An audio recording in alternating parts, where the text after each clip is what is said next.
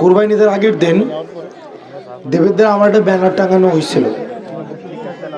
Banner টাঙায় না, ঈদ মুবারক জানায়া, তো পোলাপাইন শখ করে একটা ব্যানার টাঙাইছিল যে হাসনাত আবদুল্লার পক্ষ থেকে দেবিদ্বারবাসীকে ঈদ মুবারক জানাই।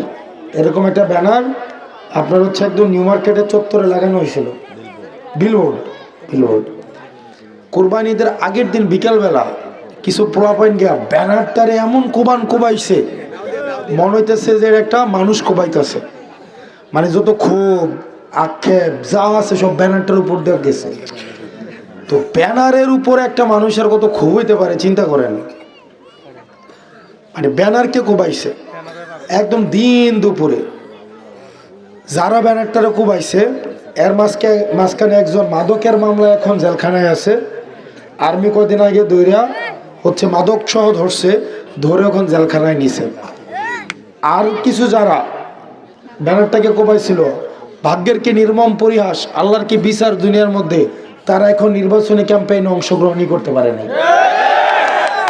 আমি কিচ্ছু বলি নাই, আমি এটা মিছিলও করি নাই, আমি কোনো এটা নিয়ে কিচ্ছু বলি না। আমি শহীদ ভাইয়ের একটা ফোন দিয়েছিলাম যে ভাই, আমি তো দেবিদ্বারে একটা ব্যানার লাগানোর আমার কি একটা অধিকার নাই? আমি একটা ব্যানার লাগাইছি, ব্যানারটা কোবায়া ফানা করে লিস।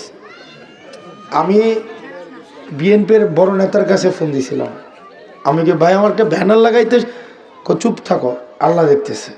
আমি চুপ ছিলাম, আল্লাহ বিচার করছে।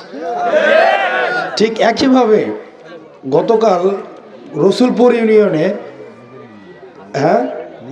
আমার নিজের ইউনিয়নে আমার খাইয়েরে আমার ব্যানার আগুন লাগাই দিছে, বুঝছেন, কেরোসিন ঢেলা আগুন লাগাই দিছে।